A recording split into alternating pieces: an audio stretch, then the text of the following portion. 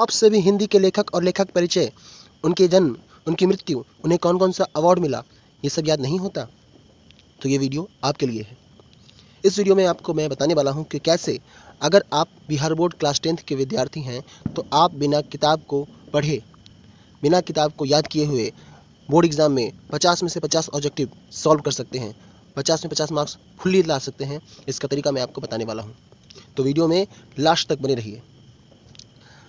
Video के अंत में मैं ऐसे 5 टिप्स बताने वाला हूँ जिसको सुनकर, जिसको फॉलो करके आप जो है बिहार बोर्ड में 50 में 50 मार्क्स स्कोर कर सकते हैं। इसलिए देखते रहिए वीडियो को। चलिए तब तक हम लोग क्वेश्चन सॉल्व करते हैं। हमारा पहला क्वेश्चन है कि तत्सम और तद्भव शब्द है ना, तत्सम और तद्भव, इसका मैं आपको बेसिक बात बता देता हूँ कि तत्सम और तद्भव होता क्या है। तो तत्सम जो है आपको, तत्सम और तद्भव, तत्सम का मतलब होता है और तद्भव का मतलब होता है। तो तत्सम का मतलब होता है कि संस्कृत का शब्द, और तद्भव का मतलब होता है कि संस्कृत से मिलता जुलता हिंदी का शब्द। ठीक है, यानी कि आप सीधे से समझिए कि तत्सम का मतलब हो जाता है आपको, तत्सम का मतलब हो जाता है आपको संस्कृत। ठीक है, तत्सम का मतलब होता है संस्कृत, और तद्भव का मतलब हो जाता है आपको सीधे हिंदी। तद्भव का मतलब होता है हिंदी का शब्द। ठीक है, ये चलिए आगे बढ़ते हैं। तो हमारा पहला क्वेश्चन है, दूध का तत्सम शब्द है। तो बताइए दोस्तों, दूध का क्या है तत्सम शब्द? मैं गिनता हूँ, 1 2 3 4 5। तो दूध का तत्सम होगा ऑप्शन ए, दुग्ध। आपने सुना भी होगा दोस्तों। ठीक है, तो दुग्ध होता है, ना दही होगा, ना पेय होगा, ना शीर होगा, केवल क्या होगा? दुग्ध होगा। ठीक है, अगला क्वेश्चन है कि अग्नि का तद्भव क्या होगा? अग्नि का होगा दोस्तों, अग्नि का होता है हमारे पास आग। अग्नि का होगा हमारे पास आग। ठीक है, इसमें आपको ना ज्वाला होगा, ना धधक होगा, ना ही अंगार होगा, इसमें सीधे सीधे आंसर होगा आग। का तत्व क्या होगा? तो दंत का होगा दांत, ऑप्शन ए दांत। ठीक है, कर्ण का तत्व, तो कर्ण का होगा कान, ऑप्शन ए। ठीक है, चलिए हस्त का होगा हाथ, हस्त का होगा हाथ। ठीक है, नयन का होगा, हाँ आँख ही होगा। ठीक है, हालांकि हालांकि नेत्र, दृष्टि और लोचन, ये तीनों भी आँख के ही पर्यायवाची हैं, लेकिन यहाँ पे आपसे तद्भव पूछा है, इसलिए यहाँ पे आपको टिक करना है आँख, जो साधारण लगे। ठीक है, बस इतना आसान है, बहुत आसान है। मुख का तद्भव, मुख का मतलब होता है, मुख का हो जाएगा आपको मुंह। ठीक है, मुख का हो जाएगा आपको मुंह। यहाँ पे ना मुखड़ा होगा, ना मुखी होगा, ना मुखर होगा, सीधे हो जाएगा आपको मुंह। ठीक है, चलिए अगला है, नासिका का तद्भव क्या है? तो नासिका का भी होगा ऑप्शन ए नाक। ठीक है, चलिए पाद का होता है दोस्तों, पाद का पाँव। ठीक है, चलिए ग्राम का तत्व क्या होगा? तो ग्राम का होगा, ग्राम का होगा गांव। ठीक है, ग्राम का होगा आपको गांव, ऑप्शन ए। गृह का तत्व, गृह का होगा घर, ऑप्शन ए। मातृ का होगा, मातृ का तत्व हो जाएगा आपको, ठीक है, मातृ का हो जाएगा माता।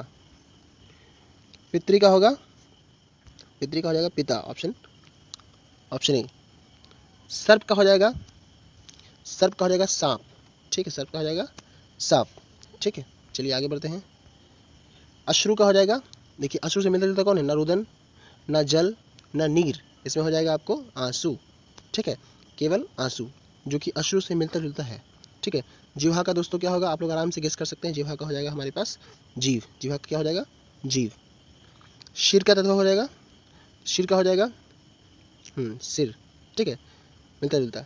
तत्सम से तत्व बनाने में होता क्या है कि ये जो शौ है, एक मिनट, ये जो शौ है हमारे पास, ये वाला शौ, तालव्य शौ, ये जो है बदल जाता है आपको, ये इस सौ में बदल जाता है। ठीक है, तालव्य सौ जो है आपको दंती सौ में बदल जाता है। ठीक है, हमारा तालव्य सौ जो है वो आपको दंती सौ में बदल जाता है, इसलिए ऐसा होता है। ठीक है, चलिए आगे बढ़ते हैं।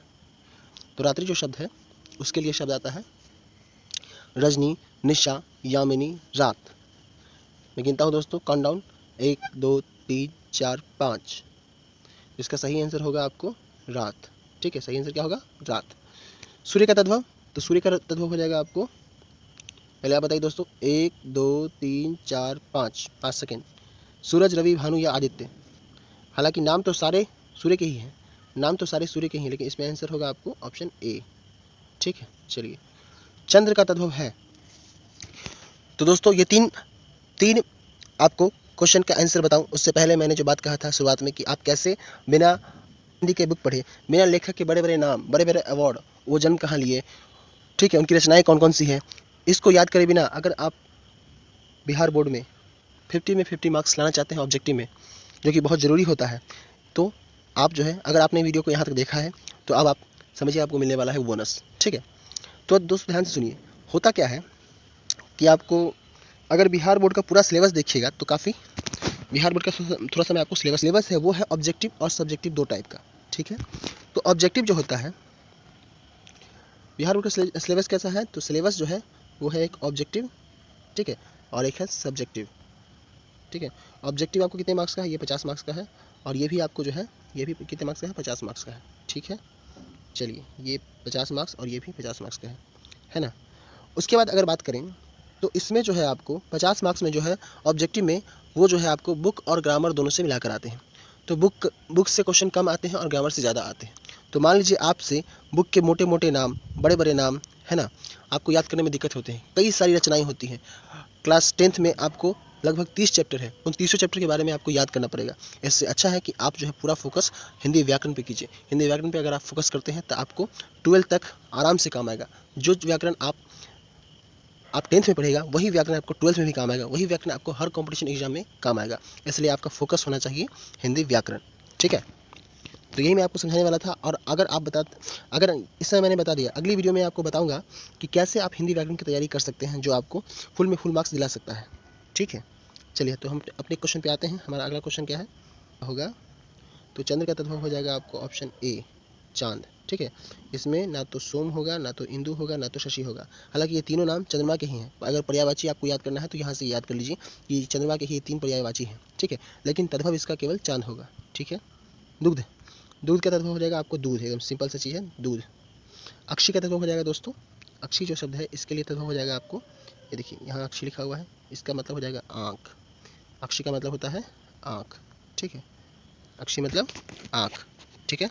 चलिए, यहाँ दिया होगा ऑप्शन, हाँ ऑप्शन दिया है यहाँ पे। अक्षी का मतलब हो जाएगा आपको आँख, ठीक। ये आगे बढ़ते हैं।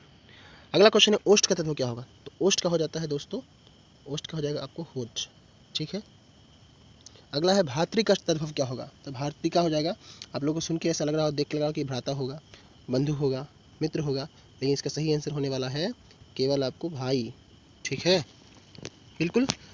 तद्भव जहाँ भी लिखे आपको समझ जाना है कि साधारण चीज पूछ रहा है, तो ठीक है। अब है अगला हमारा क्वेश्चन है भगिनी, इसमें क्या होगा, तो भगनी में जैसा जहाँ तक भगनी में लिखा हुआ है तो आपको ऐसा लग रहा हो कि भगनी जो बहन की बेटी होती है उसको भगनी कहा जाता है, तो यहाँ ऐसा कुछ नहीं है। यहाँ पे आपको ये नहीं होगा, कन्या नहीं होगा, नारी नहीं होगा और सखी नहीं होगा, एक ही ऑप्शन बच रहा है आपके पास, बहन। तो भगनी को कहा जाता है बहन। संस्कृत में जो है भगनी और बहन एक ही चीज़ है, ठीक है। संस्कृत में आपको भगनी और बहन एक ही चीज़ तो कहा जाता है उनको, है ना। तो संस्कृत में भगनी का मतलब क्या होता है, बहन होता है, ठीक है। तो इस तरह से आपके आज मैंने आपको 25 क्वेश्चन सॉल्व करवाए हैं। अगले वीडियो में मैं आपको व्याकरण के किसी और टॉपिक के साथ मिलता हूँ। देखते रहिए और लाइक और सब्सक्राइब कर दीजिए।